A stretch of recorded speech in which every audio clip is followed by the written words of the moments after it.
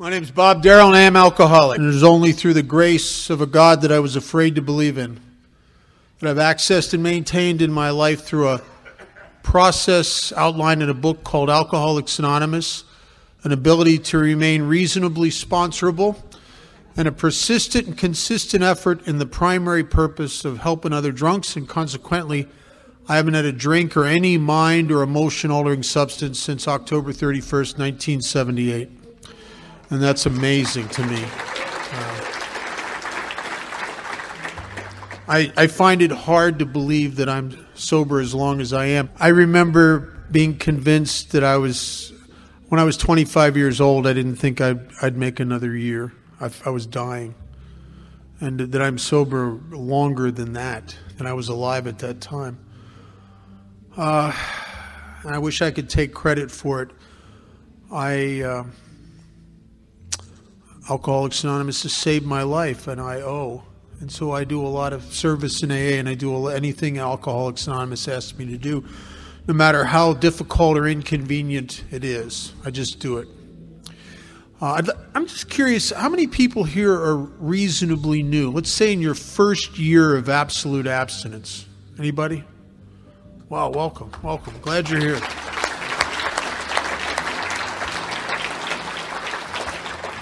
How about in your first 30 days? Anybody? No? Anybody in their last 30 days kind of fed up with us? Yeah, there you go. It's always one. You'll be gang 12-stepped at the end of the meeting. And I know there's how many Al-Anons? I know there's Al-Anons. I can feel you.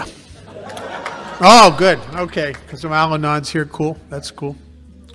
I finally understood why so many alcoholics end up marrying Al-Anons. They finally find someone that thinks about them as much as they do.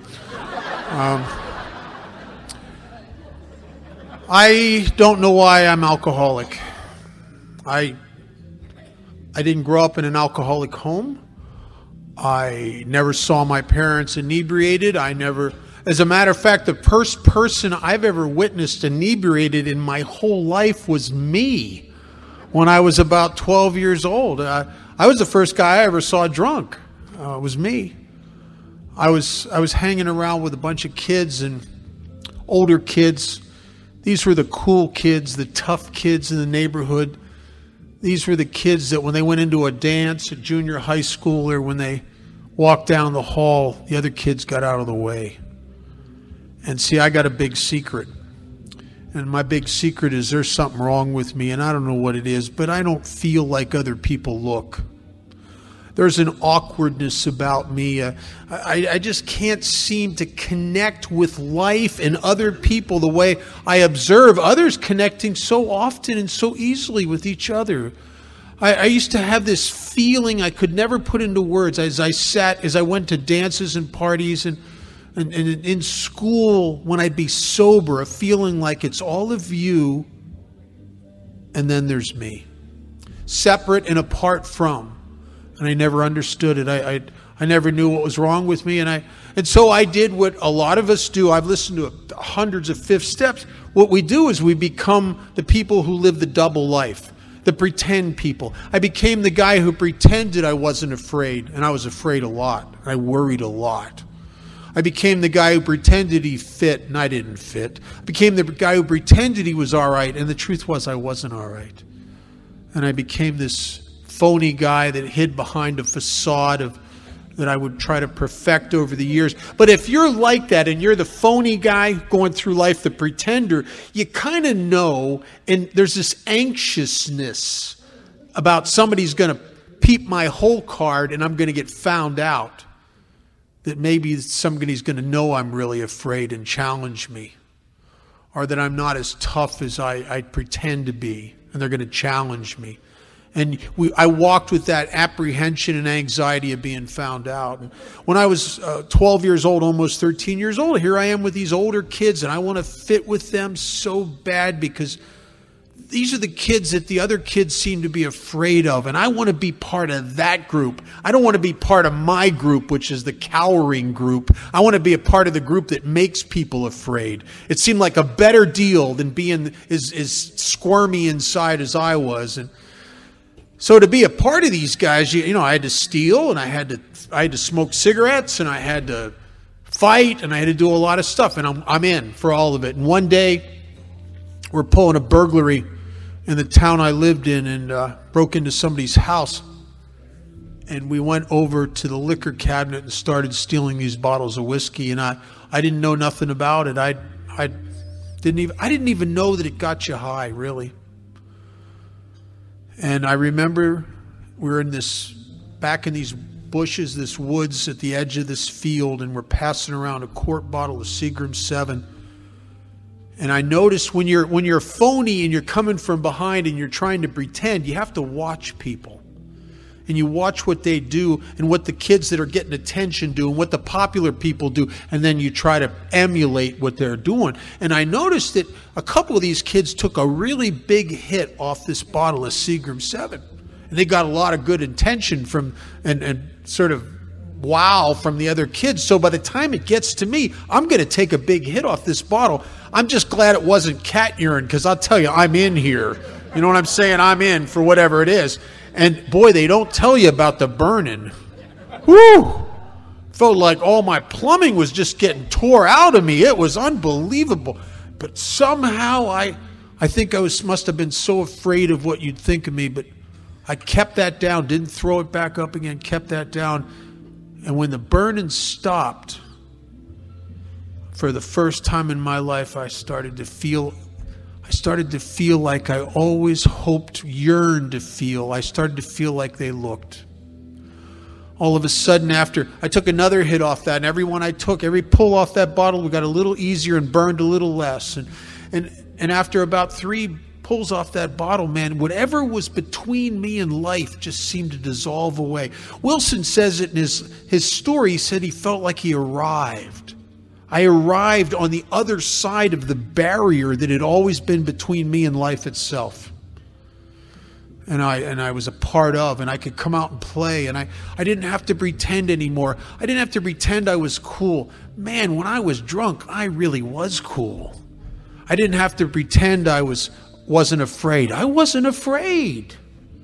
I didn't have to pretend like I fit. They're lucky I'm here, for God's sakes. You know, I'm their leader now. I mean, you know, I'm right. And alcohol was, in the early days of my drinking, was spectacular. And I think in order for alcohol to later do to me what it's going to do to me, it has to have one time did for me what it did for me. And what it did for me is it set me free. What it did for me is it just, you know, we all have those experiences of walking into dances sober and parties, and you can hardly talk to anybody. Sober, I can't dance. You get about a pint of 151 rum in me, man, the frickin' rhythm of the universe flows through me, man. I can dance. You get me half lit up, I get in that zone, I start shooting pool. I can't miss. I can't shoot pool that good when I'm sober. You get me, I get in that place, man, when everything just clicks, I can't miss. I can have conversations with girls, and the words just kind of come out of my mouth like I'm channeling somebody or something. It was amazing. Sober, I'm too uptight, I'm too afraid of rejection.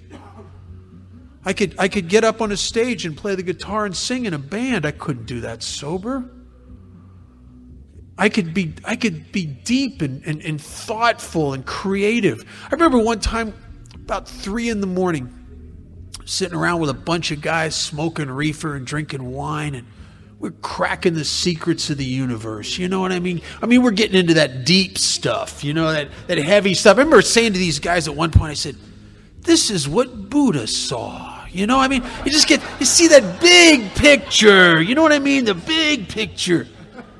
And then what happens? Well, I end up sobering up again, and I'm back to being me. And I never, ever liked that much. I would just tolerate being sober.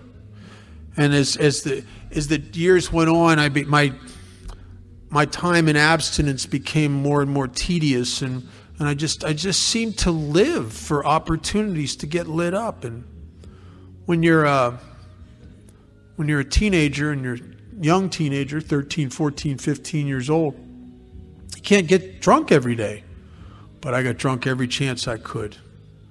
We used to steal, back where I grew up, people used to keep cases of beer in their garages, and the garages were out in the back on the alleys, and we just go up and down those alleys and steal your beer. We cured that whole town of putting beer in their garage after about a year and a half.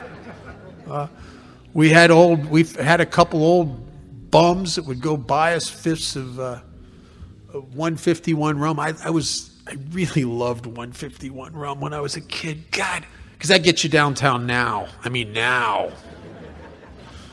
Any 151 rum drinkers here? Oh, yeah. Let me, just in case you got a little self-delusion going on, let me tell you something. There is no social drinking of 151 rum. No. You drink that never clear. You drink for one reason and one reason only. Get there quick. And I loved it. I loved it because I don't know. Instant gratification is never quick enough for me, you know. I'm that kind of guy. But I'm in the grip of an illness and I don't know it, and I start getting in trouble and more trouble. And by the time I'm not even 16 years old, and I get sent away for the first time, and my mother and father, who loved me and over the years had spent a life's fortune on therapists and lawyers and fines and treatment centers for me. They were in that courtroom, and I'm a young kid. I'm not even 16 years old, and they're talking about, it's my third time in front of this juvenile court judge, and they're talking about sending me away to a place that has a horrid reputation for abuse in kids. And my mother and father fighting for me in that courtroom, and they had a lawyer, they were doing anything they could do, and they made a deal with the judge, and I had to go away, but to a place that wasn't as bad. And I get to this new place, and I'm the new kid on the block, and I've been sober now for a couple months because I'm in trouble. I can weather abstinence a little better when I'm in trouble than I can when I'm not. Once I get out of hot water, it starts to get a little different. And I get to this new place, and I'm the new kid on the block, and a lot of older kids, hip-looking kids there, and I'm just the new guy that doesn't fit very well. You know how that is? And if you're like me, here's the kind of guy I am. I go to a new place where I don't know anybody, and I'm always targeting the guy. I'm looking. I got radar out looking for the people who have some juice, looking for the guys that look like they have something going on. You know what I'm saying? Because I want to side up with them, hoping I can get some of their going on for me. And I targeted these guys. They were an older group of guys, and they seemed to be hip guys, and they had something happening. And I started talking to one of the guys one day, one of the leaders of this group. And I'm telling him about my story and the gang of guys I run around with, and how we get drunk a lot, and the things we do, and I'm enhancing it a little bit, you know, to make myself look a little cooler than I really am. Because when you're secretly not enough for you, how can you got to make yourself look a little better to them, right? And I'm doing that, and he said to me, "Oh, so you like to party, do you?" I said, "Yes, I do." I was hoping he'd pull out a fifth of 151 rum or something, you know, and instead he doesn't do that at all. Instead, he starts talking bad about drinking. And he's backing me right off, man. He says, "Oh, you drink that liquor will make you stupid. Can't control that. It's bad stuff." He said, "What if I told you I could give you something that'd make you feel as good as that alcohol, only they won't smell it on your breath, you won't stagger, you won't slur your words. Matter of fact, nobody will even know you're drunk, and you keep a whole week's supply in a little baggie. What would you say to that?" I don't even know what he's talking about, but it's like, sign me up. And he introduced me to drugs. Well, oh my God, I'm a real alcoholic. Alcoholics should not do drugs. It's bad. It's really bad, because I do them alcoholically. I mean, I do them driven to trying to regain an effect of freeing. I'm trying to regain the freedom I'd found when I first started drinking alcohol. And everything I pick up, I just take it to the wall, because I do it like an obsessed person. And I was bad. In no time at all, I went from smoking reefer and taking pills to shooting amphetamines. But I don't do it like people do it. I do it like a crazy person. I remember I wasn't even doing it for but a few months. And this guy said, these old heads that had been doing it for years said to me, hey, kid, you better cool it. And I don't know what they're talking about because I can't. When you have to settle for what's second best, I'll tell you, you can't get enough. And I can't get enough. And within about 8 months or 10 months at the most, I turned myself into some sort of paranoid schizophrenic, I guess. I became the guy that if you left me in your car because you went in to get cigarettes, by the time you came back, I'm trying to dismantle your dashboard looking for cameras and microphones from the police because I'm insane, because I'm nuts. I'm paranoid all the time. Some guy came along and he said, hey, man, you're pretty messed up. And he said, try some of this. I don't even know what it is. He gave me something. When the throwing up stopped, all of a sudden I could think straight, and I went through a bout with that for a little while, and just to come back full circle to alcohol. Because you can get what's second best, but you can't get enough. And I didn't know what was wrong with me, and I'm in the grip of a progressive illness. See, I don't even understand why I'm in so much trouble. When I stood in that juvenile court judge's chambers, if you'd have asked me if it was alcoholism, I would have said, no, it's not alcoholism. It's snitches. It's a society that tries to curtail real human freedom. It's not alcoholism, but it was alcoholism. See, something's wrong with me. That when I start to drink, something happens to me that only happens to people with a disease called alcoholism.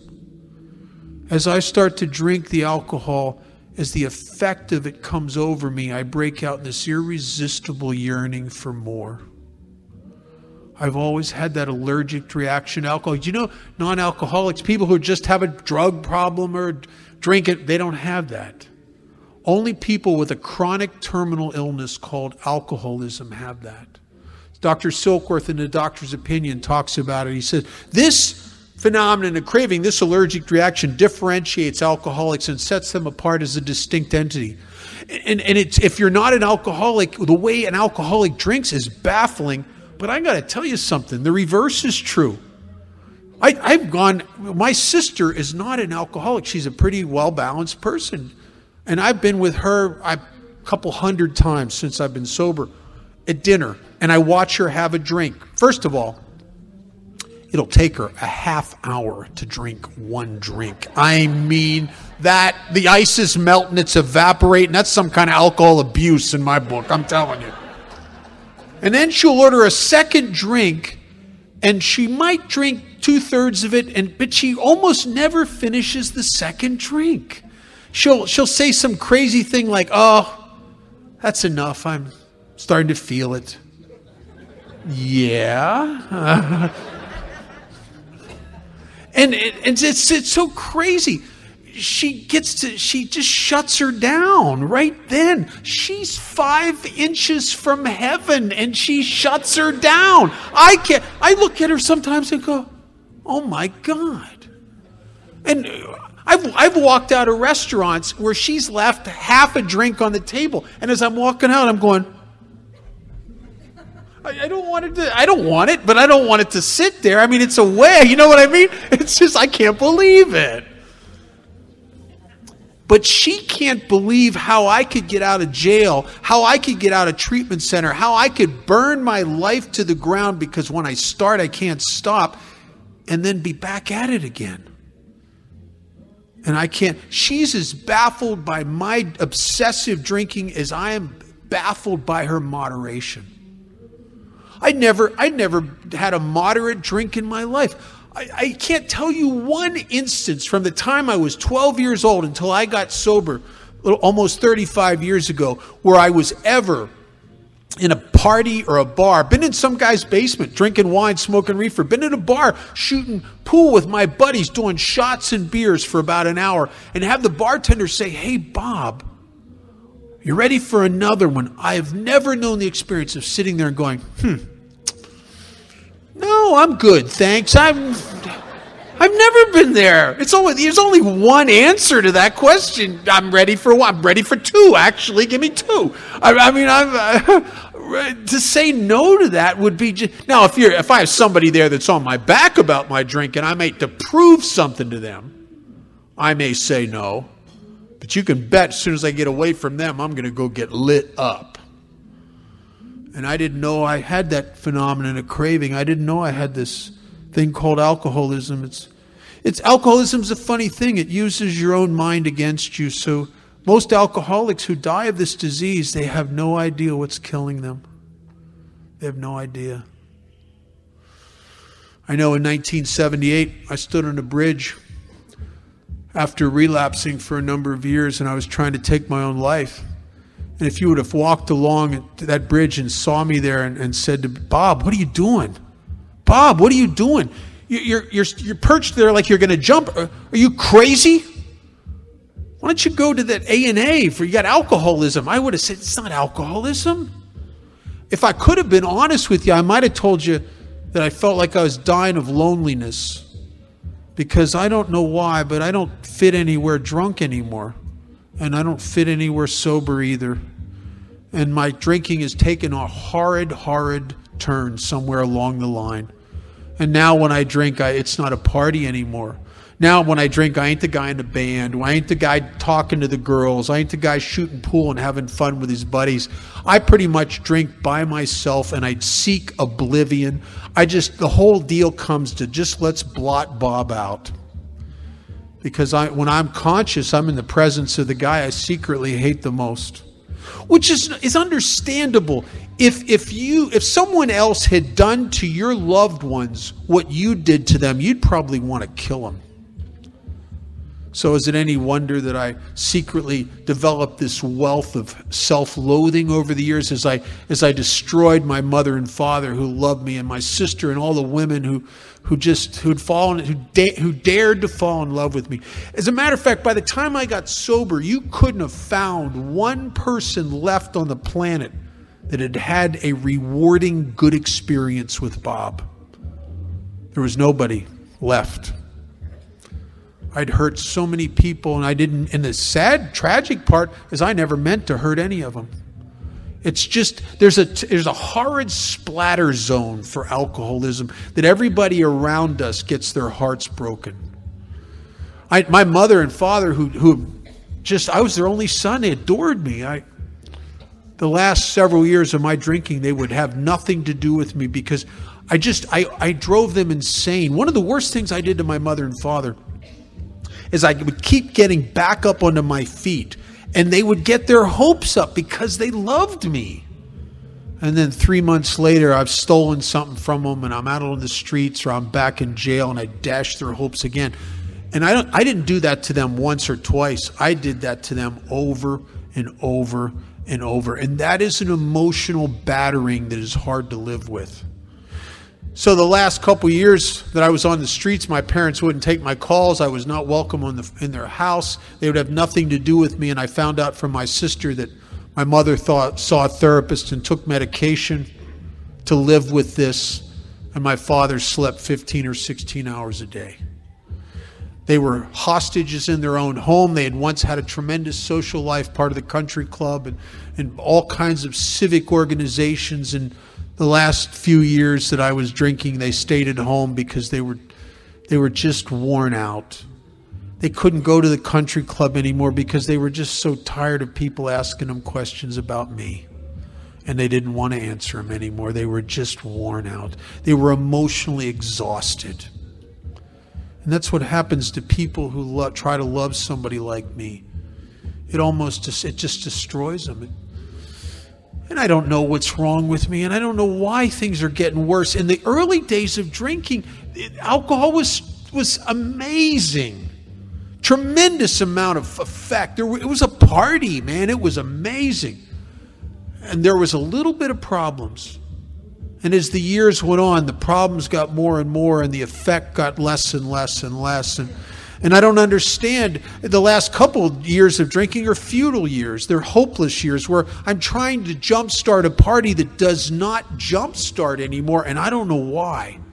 And I'm throwing every other chemical in the mix. I become the pathetic guy that if you let me in your house, one of the first things I'm going to do when I get in your house is I'm going to ask to use your bathroom. And then I'm going to go through your medicine cabinet and just take whatever's there. I don't even know half the time what I'm taking. Sometimes I'd take stuff, I'd be up for 2 days just chewing my tongue, talking about the same thing over and over again. Other times it'd turn my legs to rubber and I'd just be bouncing off the wall. One time I got real regular. I ate all the pills out of some wheel one time and found out later there's no chance I'll be pregnant in my lifetime. And what's that about? Is it because I'm a pillhead? No, it's because I'm desperate. I'm trying to do anything to accentuate and return the effect I got from drinking when I was 13, 14, 15, 17 years old. I can't get it back. And we become frantic and we become futile and hopeless. And it turned on me so bad and I didn't understand it. It's almost like, in the early days, when you start drinking, in the days when the hook is set, when it's magical, it's like when you go out to party with your buddies, it's like spinning a roulette wheel. And on that roulette wheel, there's drag racing, there's jam sessions, there's singing a cappella music with your buddies, there's fighting, because fighting's cool when you're drunk because you don't feel it. There's just great getting laid. There's all kinds, a little bit of occasional throw up and occasional an arrest, but not too bad. You spin that wheel, for the most part, it's coming up party, party, party, party, party. And then as the disease progresses, it's like some hideous force starts screwing with the wheel and they start taking off some of the fun stuff and putting up things like wet pants. Wet pants are not good. Diaper rash is cute if you're 2 years old. If you're 20, it's not cute. More and more arrests and lost jobs and broken hearts and blackouts. Oh my God. I became a regular blackout drinker. And any blackout drinkers in here? Anybody? Oh yeah, my people. I'll tell you, it's hard going through life when other people know more about you than you do. It's really not good. And if you're like me, nobody's ever comes up to a guy like me the next day and said, "Oh, Bob, you were so helpful last night." No, it's not. It's things, I hear stuff that just makes me want to crawl under a rock, like, "You peed in our kitchen.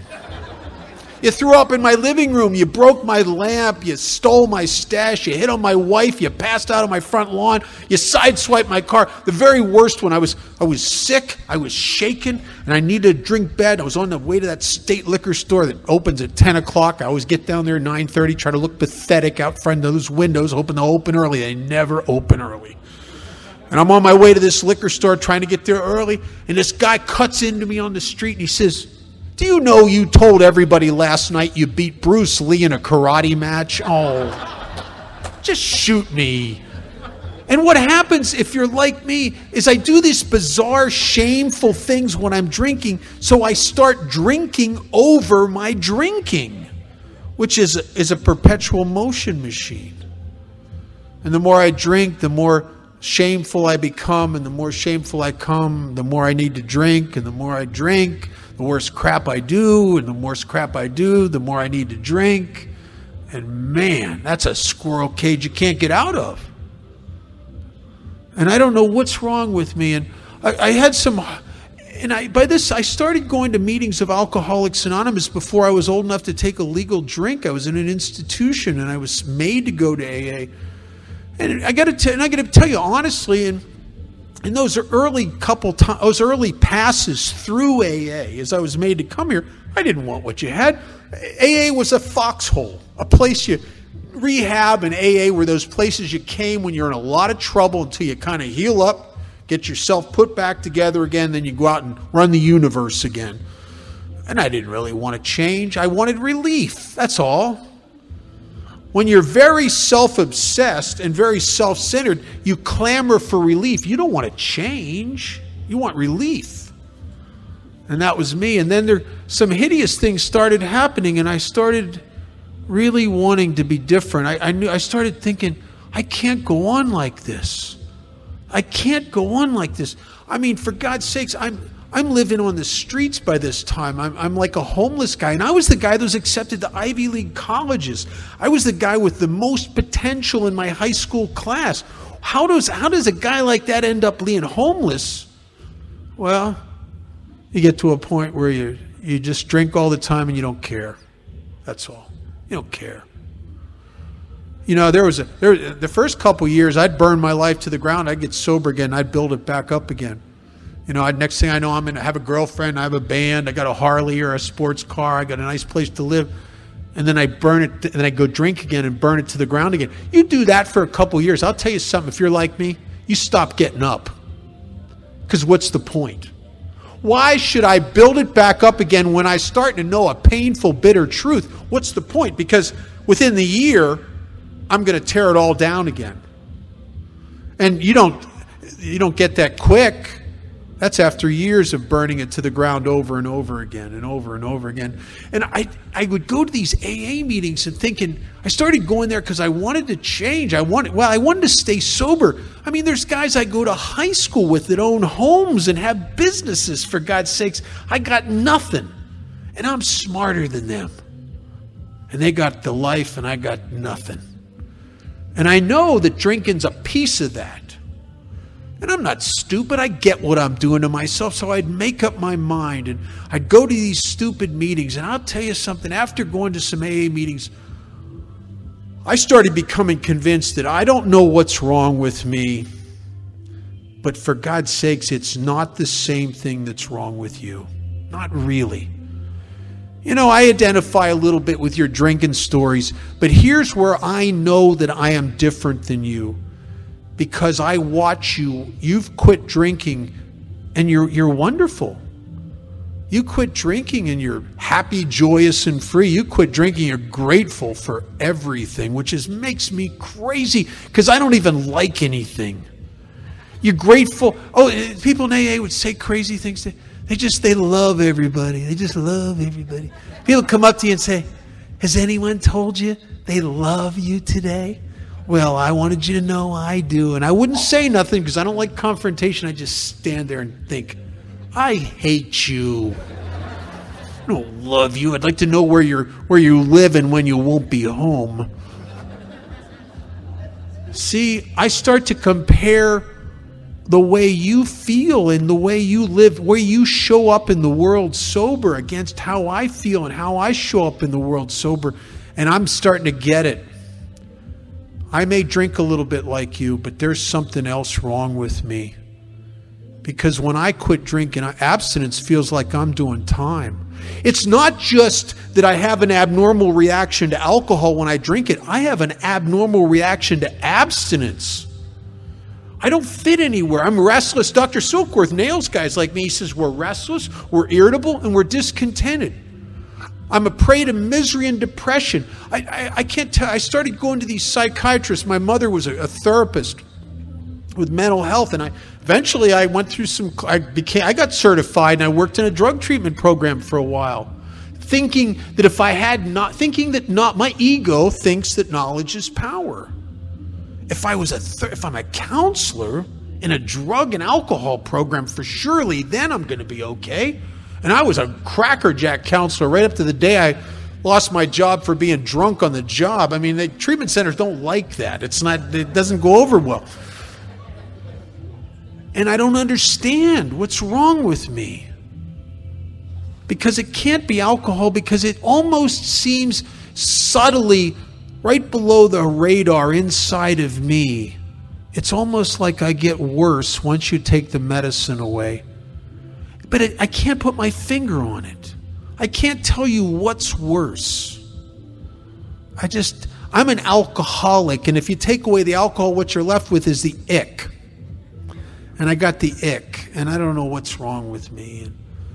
And I started going to all these therapists, and I primal screamed. They used to put me on a train and send me up to New York City to be in therapy with Albert Ellis, he was a movie star therapist at the time. I mean, you couldn't even see Ellis. My mother and father got me in to see him. He was a big deal. He'd written several books. He had 2 institutes, one on each coast. And I spent some time up there with Ellis, and on one-to-one, and then eventually in his groups, and then eventually in RET groups down in Pennsylvania. And I went to Gestalt therapy. I worked with a guy who, Dr. Silverman, he was brilliant. He spent a whole year with Alan Watts out in California, and he also studied with Fritz Perls, one of the founders of Gestalt therapy. This guy was brilliant. See, in our book, it talks about a guy named Roland Hazard who had the connections and went to see Carl Jung, and Carl Jung couldn't help him. Carl Jung told him the truth. Carl Jung said, "You're an alcoholic. There's no treatment on this planet for a guy like you." And Carl said, "I treated you for a year hoping that maybe you were just a problem drinker. Because if you're a problem drinker, therapy can help you. But if you're an alcoholic, you're beyond human aid." And I was beyond human aid, and I didn't know it. And I went to all these therapists, and nothing changed. I'd been diagnosed several times. I've read the DSMs. When I worked in the field, I get it. I understand why they diagnosed me as clinically depressed. Read the DSM. It matches me. That's me right there. I know why another psychiatrist diagnosed me as free-floating anxiety and panic disorder. I'm the guy right there. But I got to tell you something. On the square, both of those were misdiagnoses. And I'll tell you how I know that, like I know I'm standing here. I took the treatment and the medication for those illnesses, and I didn't get any better. It wasn't until I came to Alcoholics Anonymous and took the treatment for the anxiety of playing God and the spiritual depression of the self-obsessed that I started to get free. See, what was really wrong with me all along is I was spiritually depressed. What was really wrong with me is what Dr. Bill Baer said when he examined AA in the 40s to try to make a report for the AMA of what he thought we were. And he nailed us. Dr. Baer had this speech he made on the NBC radio. A little piece of it's reprinted in the back of the book. And he says that Alcoholics Anonymous, these people in AA, are people who know that they must not drink. Boy, some of us have died getting that knowledge, the countless futile attempts to prove we could drink like other people, time and time again, telling ourselves this time it'll be different, till you get to that point where you know, if I drink, I'm going to die. And then, then oddly enough, at the same time, we often feel that if I don't have a drink, I feel like I'm going to die. That's a bad dilemma. And Baer says that people in AA, they know that they must drink. So what they do in AA is that they seem to throw themselves obsessively into helping others with similar problems. And then Baer nails this. Dr. Baer says, and in that atmosphere of a guy like me throwing myself into helping other guys like me, he says the alcoholic will often overcome his excessive concentration upon himself. Wow. See, that's really always been the problem. You take alcohol away from me and nothing sets me free anymore. And what happens is I just get me on me. I get my emotions and my thoughts and my future and my past, and I just get it on me to the point where I feel like I'm suffocating here. And I can't get me off of me. And often when I return to drinking, it's not because I'm obsessed with alcohol. I'm obsessed with this yearning just to bust out. I just want to feel free again, that's all. I don't want to hurt anybody. I just am so stuck up inside of myself with these emotions, and it's depressing, and I'm full of anxiety, and I just seem to be locked up in here worrying about crazy stuff. I got this mind that when I quit drinking just starts chattering at me obsessively. It just starts talking to me, and it just wears me out. It doesn't say anything good. It will say, I can walk into a meeting and I don't know anybody in the meeting and my head just starts, where are you going to sit? Or you can sit over there. Well, yeah, right over there. No, but then those people over there are going to think you want something from them. No, you can't sit there. But now that they saw you look over there, if you don't sit there, where are you going to sit? Well, I'll sit over there, right there. No, then what are they? Those people don't look that friendly. I don't know if they would really want me to sit there. And I would end up standing against the wall in the back of the room, having conversations in my head throughout the whole meeting with everybody I just looked at the beginning of the meeting. Right? Because I'm nuts. I get terminal illnesses about every week. I get something, I don't get headaches. I get brain tumors. I can feel them growing.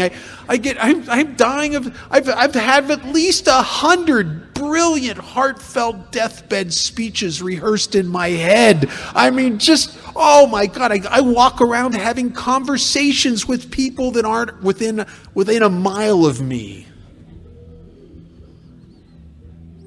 And it just goes on like that all day long. So by the end of the day, I'm worn out.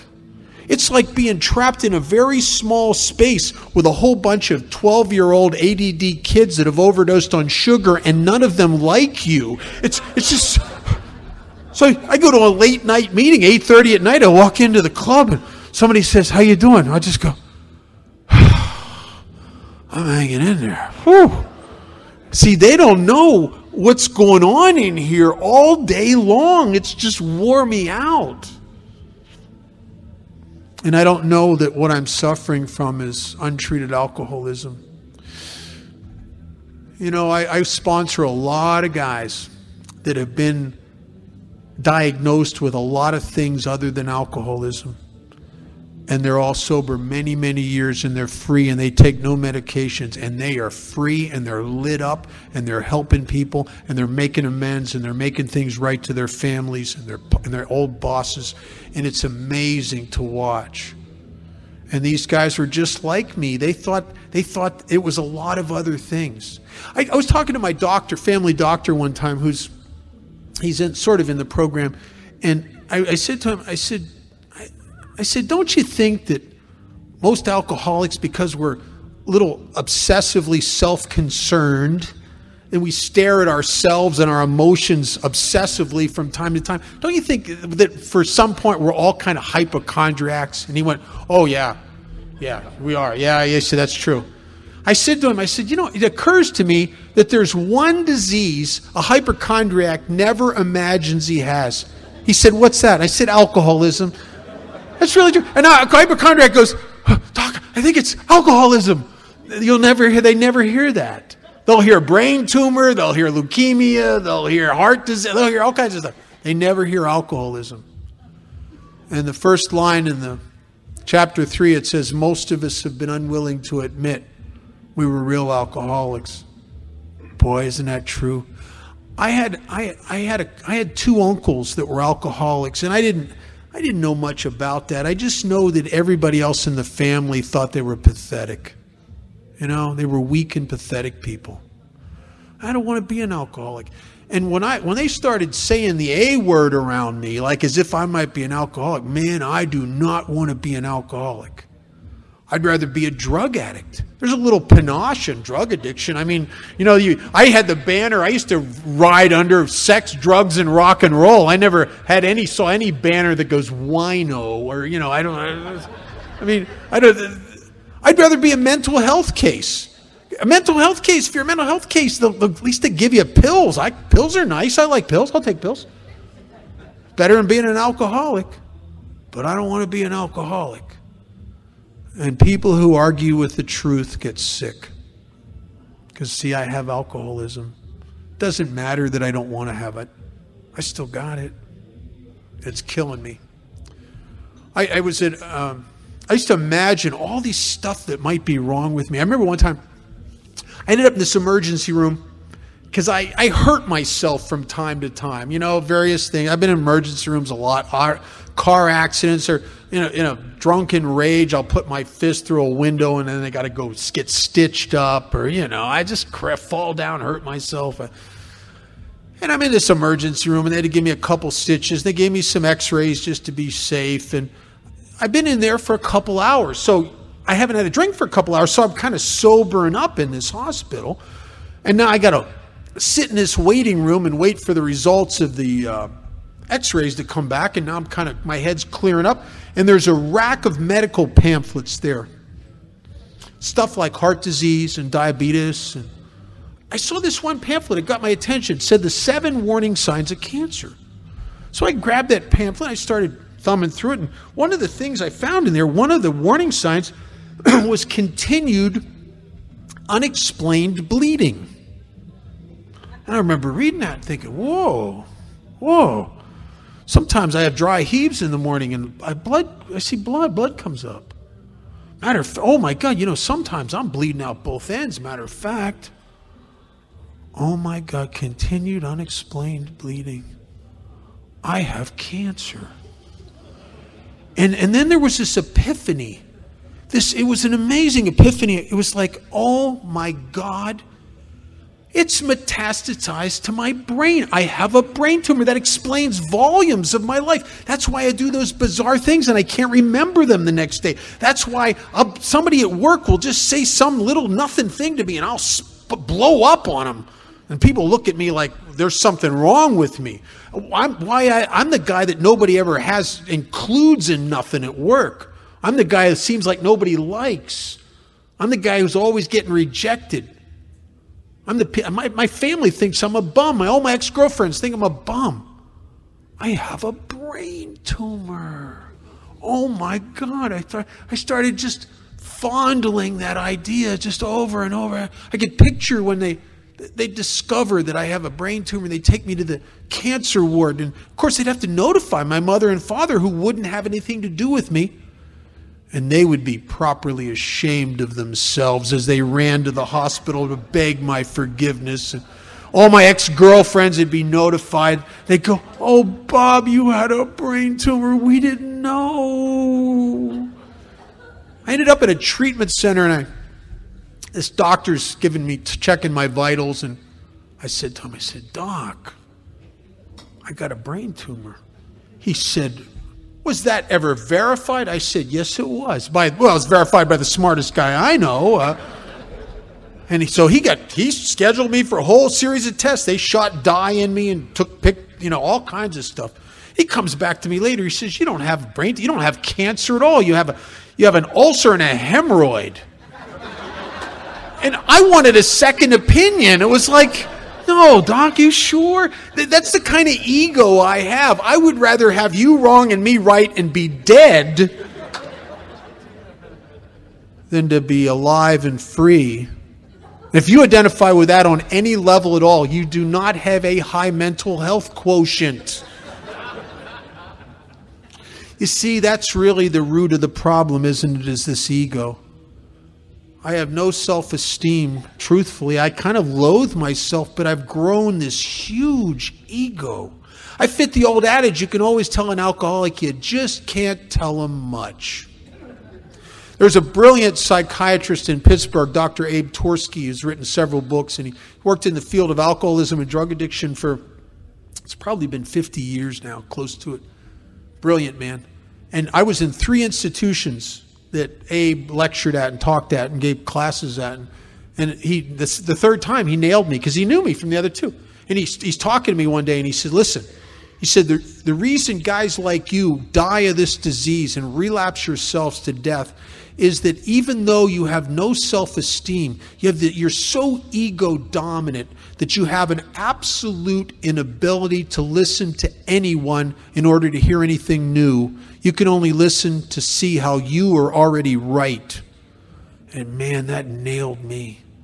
I have this ego that is so defended that you can't help me. Nothing gets through. I remember sitting dozens and dozens of times in Alcoholics Anonymous meetings in various institutions where they'd bring in speakers. And if a speaker started getting a little close to home, my ego would rise up and find a way to discount them. I remember sitting one time, just some speakers getting a little too close and sitting there all of a sudden, there's like, is that a toupee? That's a stupid toupee. And then everything he was saying that was getting too close just went out the window. Right? Or I'd just sit there and pick them apart. If I had to find something wrong. I remember one time this guy was getting really close to me. I was starting to identify with him and I was getting a little squirmy because I don't want to. I'm like this. I'm starting to get a little squirmy. And I remember thinking, he started talking about God. I remember thinking, oh, he's a sunbeam for Jesus, of course. I should have got that. I had to find something wrong with you. My ego has the greatest survival mechanisms in place. Matter of fact, I think if you're like me, your ego doesn't care if it kills you, as long as after you're dead, everybody realizes you were right. Right? And I can't hear nothing in AA. And you know, if you're like that and nothing new gets in, then if nothing new gets in, nothing changes. And if nothing changes, nothing changes. I'm a closed system here. And consequently, I can't change. I desperately seek relief, but anything that would threaten the ego's dominance in my life, I'll shoot it down, man. I'll shoot it down. I'll shoot it down quick. Because all my ego wants to do is rule. It just wants to rule. That's all. It don't want to give nothing up. It wants to be in charge. It'll placate counselors. It'll placate people in Alcoholics Anonymous that are trying to help me. But it's all crap. It's staying in charge. And you learn the tricks. And I learned the tricks. I worked in the field as a counselor. I learned the words. I had the information. See, the ego loves knowledge. I watched people come into Alcoholics Anonymous and study the book and study the truth. I even did that for a while. That's a whole story in itself, where my ego came back after I was sober. It came back stronger and smarter. And it started learning AA to grandize itself, so it could use Alcoholics Anonymous so it could be in charge in my life. In 1978, one of the things that happened as a result of the physicals that doctor gave me, he came to me and not only told me I didn't have cancer, but he said, you know, you got alcoholism. But I was a young kid in my 20s. And he said, you keep drinking, it's going to kill you. And then he said something that should have been good news, and it was horrible. It was horrible to me. He said, but kid, you're young enough, and you physically bounce back quick enough that even though it's going to kill you, it might take 5 more years. I came to in a park after being thrown out of a halfway house on the north side of Pittsburgh, and I'd burnt my life to the ground. I was at that place that Clancy talks about where there's no friendly direction. There's nobody left that'll have anything to do with me. There's not even any hope or friendly direction in the bottle anymore, because drinking has turned on me so brutally that I drink and I feel pathetic and I cry and I feel sorry for myself. I'm the knee-walking crybaby drunk who's pathetic. From about the moment I'll start drinking again, I stop bathing because I don't care. I wallow in patheticness. This is not a party. This is horrible. And yet I can't imagine life like that. And I know now that a bitter truth, that there is no jump start in the party. There is no rolling it back to the good old days. This is it. And at the same time, I can't imagine life without it either, because abstinence is so depressive and I'm so full of anxiety. And I've tried all the therapists by now. I've tried all the medications, and nothing seems to work more than a couple weeks or a couple months. And I'm always back to being me again. And I'm hopeless. And I sat there and I thought about what that doctor said about it's going to take you 5 years before it kills you. And I remember sitting there on that park bench and thinking about 5 more years of this. Something just snapped inside of me. And I thought to myself, no, sir, I ain't doing 5 more days of this. And I made the decision to kill myself. And I got to tell you something. In the making of the decision was a sense of relief, of finality. I'm going to get this over with, because by this time I am tired of detoxes. I am tired of sobering up again. I'm tired of going to the meetings where I don't fit. I'm tired of it all. And I made the decision to kill myself, and I went to a bridge. And I stood on that bridge and I looked down about 100 feet below on the edge of the river. There was some railroad tracks, and I was getting ready, perched on the side of that bridge, to propel myself off of there down onto those tracks. And a terror gripped me. It's not the fear of dying. I'm not afraid of dying. Not at all. What I'm afraid of is that this isn't high enough. Or maybe I'll screw this up like I've screwed up everything else in my life.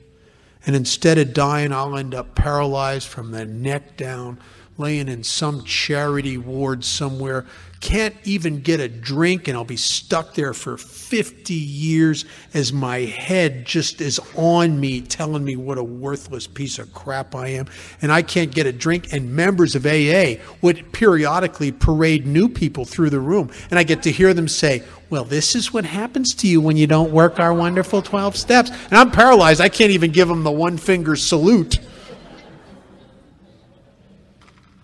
And that terrified me. If I'd have known for sure I was going to die, I'd have leaped. I'd have leaped like that. I know it. I know it. I'd have been glad to do it. I'm not afraid to die. I'm afraid to live like I am. You know, we all try to drink ourselves to death. But my God, it takes a long time. It's like being kicked to death by rabbits. It just goes on and on. And that's why so many of us start thinking about offing ourselves. We can't hang. It's just too tedious. It's too brutal. And in our book, there's a line that says, before you ever come to believe in God, before you ever come to believe in Alcoholics Anonymous, it says that you will first come to believe in the hopelessness and futility of your life as you have been living it. And then it says, then when you're approached by those in whom the problem had been solved, it says you're at a place where there's nothing left. There's nowhere to turn. There's nothing left except to pick up the simple kit of spiritual tools that people in AA had been laying at my feet for a half dozen years, and I keep jumping over them to go get what I need that looks like relief. Because I don't want to work your steps and do your program, because I don't want to change. I just want relief, because I'm self-obsessed and I'm selfish and all I care about's me. But dying men, desperate men and women will do desperate things. And I came off of that run in a hospital detox in Las Vegas, Nevada. It was the end of August 1978, and when they checked me in there, I was sick. I'd been drinking that cheap wine round the clock and not eating and drink. I'd sometimes be drunk 2-3 times in one day, pass out, come to drink. I mean, just that's the way. I'm an oblivion seeker. And they had me with IVs in me for a long time. I weighed about 150 pounds and looked like I weighed 200 because I was all bloated. You could leave your fingerprints on me. I had so much water in my tissues, and I had sores that wouldn't heal because I don't eat. I have a vitamin deficiency, and I don't know what's wrong with me. And I got shakes. I got tremors worse than you'll ever see on a 60-year-old burnout wino. I shake like uncontrollably. And I'm a mess. I got hair down to about here, and I got a long beard. I think I fancied myself a ZZ Top tryout or something. I don't know. And I'm a mess. And they had to give me clothes to wear because the ones that I came in there when I checked in were so full of waste that they had to burn them. They had to get rid of them. And people gave me clothes to wear. And they finally, after about 2 weeks in detox, and I was sick, they kept me like that for a while. They finally let me go to meetings of Alcoholics Anonymous, and the shakes had stopped for the most part. I was starting to sleep a little bit. I was starting to keep some food down in me. And they had in-house AA meetings, and I went to this meeting and I met a man who would become my sponsor. The Buddhists say that when the student's ready, the teachers appear. And I met a man who, at the time, was probably the greatest doer in Alcoholics Anonymous. He was the guy who did almost all the H&I. He was involved in the convention. He was a past delegate. He was involved in everything in Alcoholics Anonymous. And I went up to him and I said something. I was amazed. I asked him to sponsor me. And I was so afraid when I asked him that he would reject me that I had to blurt out, if you will, I'll do anything you ask me to do. And I didn't know it, but they actually have things they want you to do. I mean, a lot of things, actually. And none of them seem like a good idea. I mean, I've never met a new guy yet that came into AA, looked at what the service and the fellowship and looked at the 12 steps and went, oh, that would work. I mean, none of it looks like a good idea until after you do it. And then we all say the same thing. Oh, I should have done that years ago. And I fell into the hands of a group of servants. If you're new here, AA is very different. It's the only organization on the planet that I know of where you come in a big shot and you work your way up to servant. Most places the other way around. You come in, you sweep the floor, someday you're a manager. Here we all come in big shots, full of ourselves, and we work our way up to servant. There is no higher thing in Alcoholics Anonymous than servant. And these were servants. And they brought meetings into that detox twice a week. And these were guys with big lives and big lives. Businesses and, medical professions and companies. And these guys were doing well. And they would take time out of their life to search for guys like me. And you go... And I know I've done it for all these years. You go through a lot of people just to get one. But there's a spiritual principle. You throw enough crap up against the wall, eventually some of it sticks. And they were crap flingers and servants, and they came in there twice a week, hoping someday to catch a guy like me, and they caught me. And I got out of there, and I joined their home group, and they were fanatics about helping people. We want you to go sign up for the meetings in the state penitentiary. We want you to bring meetings back into the detox. We want you to go to 12-step calls, on and on and on and on. And no, I come from a therapeutic background, and I'm sort of intelligent to a point. I understand the inner workings of the mind and emotion. So I said to this guy, I said, I understand about helping people. That's a nice thing. But don't you think I should work on me first for a while? And he reared back. He said, work on you? You've done quite enough of that. Stop it. When he said that, I thought, I have done quite enough of that.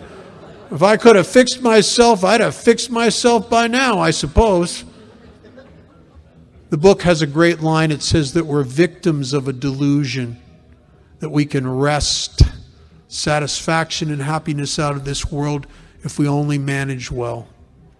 And the reason it's a delusion is, for God's sakes, has any demographic on the planet since the existence of humanity ever spent more money, more time, more energy, and obsessive focus on trying to make themselves satisfied and happy as we have? And what's the end result of that effort?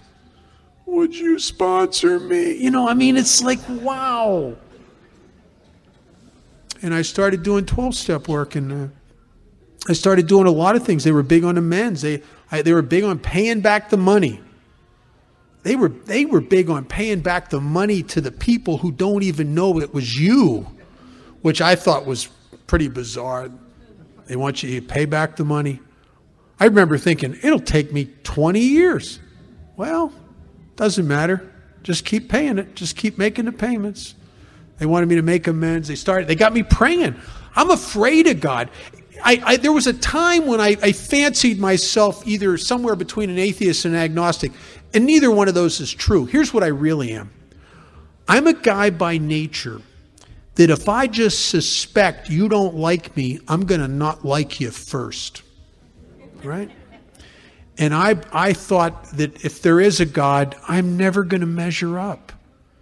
I was too bad at being good. I remember in school, the nuns used to talk about not only the 10 Commandments, but they used to say things like that God judges you for your thoughts. And I remember thinking, oh my God, that's hideous. For my thought, you mean even if I don't do it, just same as if you did it. And I got two movies that run through my head. One is sex and the other's violence. I can be driving down the street and I'll go, I'll kill him. I'll do her. I'll kill him. Right? And I'm not even doing that. I'm just thinking stuff. I'm racking up thousands and millions of years in purgatory for nothing. Right? And do you ever try not to think stuff? Do you ever say, okay, I'm not going to think that? And it just starts thinking it. I can't stop thinking it. remember I had this nun. She was kind of a young nun. She's kind of cute, I guess. She had the habit on, though. Can't really tell. And she used to, I swear she'd be looking at me when she'd say it. She'd say, you must be pure of thought, word, and deed. And I'd just sit there and nod my head, and then my mind would start imagining what she looked like under the habit. I mean, it was just, I couldn't stop it. It was like, stop, right? So when you guys start talking to me about God, it's like, whoa. And you were so gracious. You told me I didn't have to believe in anything. You said that, could you just start turning your consciousness towards something? A guy instructed me, he said, when I was new, he said, why don't you just do this? We know you don't believe in God. It's fine. We know you're afraid of God. It's fine. Just get down on your knees every morning and ask whatever's running the universe for help, and then get down on your knees at night and thank whatever provided the help today, just thank it. And then just start seeing what happens. And what they asked me to do was to enter into what a scientist might consider to be a working hypothesis. I don't really believe in God, but they're saying that's fine. But we want you to start positioning yourself in life as if God might exist. And then let's see what happens. And from the moment I took the actions, a big shift seemed to occur in the universe. And it was remarkable. I started having good luck. I am not a good luck magnet. And I started having good luck, and all this stuff. I got the perfect job, just came to me out of nowhere. I'd be sinking into a depression, and my phone would ring, and somebody in AA would be calling for help. Why did he call me? Of all the people on my home group's list, he couldn't get a hold of his sponsor. Why did he pick me at that moment? I'd go to meetings and I'd be nuts. I don't know what I can't even explain what I'm feeling. I'm just squirrely, and there'd be some stranger there talking about what's going on with me. And God started manifesting himself in my life, and I started to come to believe. I suppose the only way a guy like me could, I had to enter into this. I had to take the actions and later realize the results. And I came to believe, and I started working the rest of the steps. And I'll close with a little story. I heard my sponsor of the last 20 years, I heard him tell this story in 1980. And I've told it probably 100 times, because I don't think I've ever heard of a better analogy for Alcoholics Anonymous. He said that when you hit a bottom, it's very much like being shipwrecked at sea. You're hundreds of miles from anywhere, all by yourself, and you're drowned, and you're treading water, and you're trying to survive, and you don't know what to do. And just when you're getting really tired and you don't know how much longer you can tread water, you look and you see the most bizarre thing you've ever seen. You see these two goofy-looking guys. One looks sort of like a plumber, and the other one looks like maybe a librarian or something, odd-looking guys, and they're kind of floating on top of the water. There's not even a boat there, and they're pretending like they got rows in their hands, and they're kind of skimming across the water, and they're coming towards you, and you don't even know how they're doing that, but it's the weirdest thing you've ever seen. And they come right up to you, and they say, "Oh, my name's Bill. My name's Bob. We're from Alcoholics Anonymous. We have God and these beautiful 12 steps that will solve all your problems." And if you're like me, you go, "Get away from me. I don't want my last memories before I drown to be of nuts. Get away from me." And they row off. About the time you're about ready to go down, over the horizon comes this big chrome ocean liner. It says treatment center on the side. And on the side of the boat, they advertise they got psychiatrists and psychologists and dietitians and group therapy. Group therapy, imagine that. 40 people all talking about you. Oh my God. They have members of the opposite sex. They have medications. They have biofeedback technicians. They got vocational rehabilitation specialists. Oh my God. You know, if you're like me, a person of my depth and complexity would surely need all of that. Not the librarian and the plumber. No, I need all of this. And I get on board, and it is amazing. My ego is getting puffed up with information and knowledge. It loves it. I'm cracking the secrets of why I'm sick, and looking at my childhood and group therapy, solving my problems. And oh my God, I feel like I got this now. I'm good to go. I got this now. And 28 days later, over the side, and there I am, treading water with my $15,000 big book and my graduation chip. And about the time I can't last another second, here come those two assholes in that invisible boat. And they come rowing up to me, and my name's Bill, my name's Bob, we're from Alcoholics Anonymous. We got God and these beautiful 12 steps that'll solve all your problems. And you go, there's nothing there. You got nothing. It's a delusion. They pull you on board. And there you are, you're sitting on top of the water. And you don't know what's holding you up. You don't know how you're sitting there. As some of us sit in meetings of AA at 10 months, 12 months sober. The truth is, we don't know how this is happening because we're sober longer than we ever have been since we took our first drink. And the truth is, we can't see what's holding us up. And you say to them, what do I do? And they say, row. Row? What do you mean row? There's not even any oars. What are you talking about, row? Oh, they say, just go like this. Oh, and you go, oh my God. All right, I hope nobody sees me. And you start, and a funny thing happens. As you begin to row the boat, it starts to materialize right before your eyes. And you keep rowing that, and after a while, you can build a life in that boat. You can raise a family in that boat. You can build a business in that boat. You can sell that business and retire very well from that boat. You can row around and pick up other drowning men and just for the joy of watching their life change. And the boat will never let you down as long as you keep rowing it.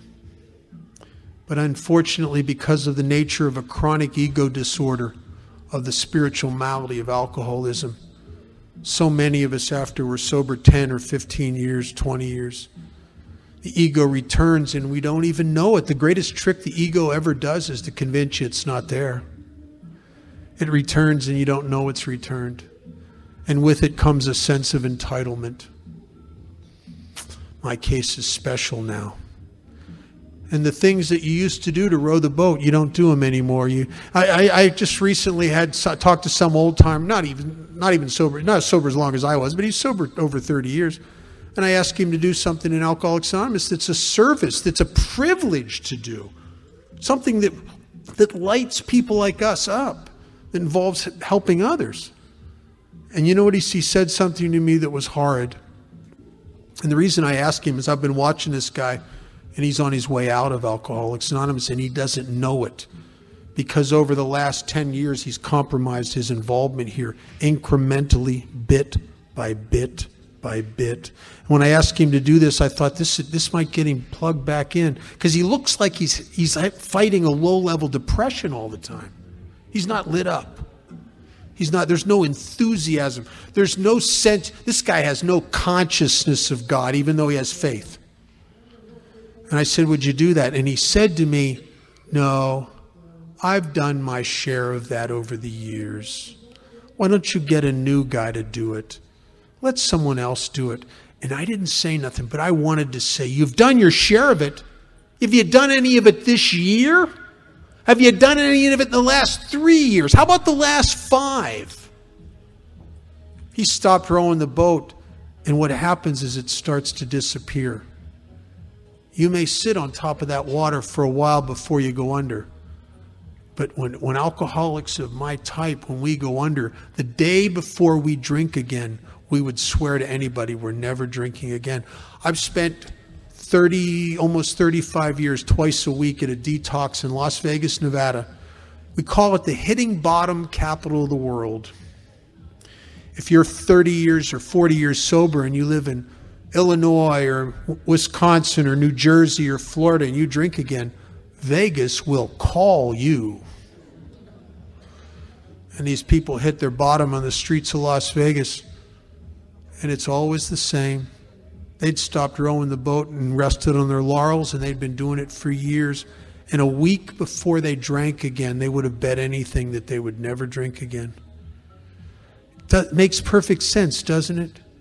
If you knew that a week from now, if you don't do something different today, if you knew a week from now you're going to be so pathetic, you're going to be thinking about offing yourself, you would take some actions today, but they don't know. They don't know. And they haven't had a sponsor. They got one in name only. They play golf with him once in a while. But they haven't been sponsorable in years. They call their sponsor up to tell him how they're doing just in case they ever need that. He needs that information. They're unsponsorable. They're not servants anymore. They don't take their self-examination. They don't take inventory. Their relationship with God has moved from conscious to theoretical. They have faith, but there is no connection. The lights are off. You can be in the dark and still believe that the lights work and still be in the dark. And they're dying and they don't even know it. Their spirit's getting dimmer and dimmer. And they drink again. We lose a lot of old-timers in Alcoholics Anonymous today. In 1939, when Bill Wilson wrote the book Alcoholics Anonymous, he said we had but to face two alternatives. And in 1939, I think there was only two alternatives. He said one was to go on to the bitter end, blotting out of our consciousness our intolerable situation as best we could, or the other was to accept spiritual help to row the boat. See, we live in an age now where there's not just two alternatives. I see guys that are sober 25 years and they don't do either one of those things, so they get on pain pills. Or they start getting depressed and they take antidepressants. Or they start taking medication for their anxiety. And drinking is just a short hop from there. Matter of fact, they might not pick up the first drink just yet, but you can kind of see it from there, can't you? It's a short jump. We're losing a lot of old-timers, and I see them all the time. And the sad thing is, statistically, most of them very few of them get back here. I know what happens to a guy like me who drinks again. And if you're sober a long time, I'll tell you what the first thing that'll happen to you if you drink again, you try to get sober. Everybody you have not liked in AA is going to be lined up to give you advice. And they're all going to know they were right about you all along. And the problem when people relapse after years of sobriety, the progressive nature of the disease, what happens is that the ego is grown and they can't get back here because they become the I know people. I've tried to work with these guys, and they're very hard to work with because you'll say something to them, they go, yeah, I know. And the problem is they do intellectually, but not down in here where they have to know. And it's not in their feet. And you will not see this knowledge demonstrated in their actions. The ego has taken the knowledge and their experience in AA and it's using it now to give you a false sense of security. And the thing that's frightening to me is that I know that could be me. I'm not immune. I have an ego that would like to say, oh, Bob, you're too smart for that. No, I'm not. I know that if I have the same thing that you have, what could happen to you could happen to me. And so it is my job to stay in the middle of Alcoholics Anonymous and row the boat. And it's because I have nowhere else to go. And if you're new, welcome to AA. This is my life the last 35 years has become progressively more and more amazing. If you're new, and if I were to tell you the way my life is today, you'd hate me. I mean, you couldn't help it. I mean, it's just really good. I fly first class all over the world. Next month, I'm going with a whole bunch of friends to Spain for a couple of weeks and got an apartment on the beach. And, it's really good. I have a tremendous freedom. The real amazing stuff is in here. I never imagined that if I threw myself into Alcoholics Anonymous, that I would obtain a freedom that is so much like the freedom I found in about a pint of whiskey when I was 15 years old that I could come out and be free. And I don't know about you, but that's all I ever wanted, is I just wanted to be free from the bondage of self. I didn't know it for a lot of years. Whiskey set me free, and now Alcoholics Anonymous does, as long as I keep rowing the boat. Thanks for listening.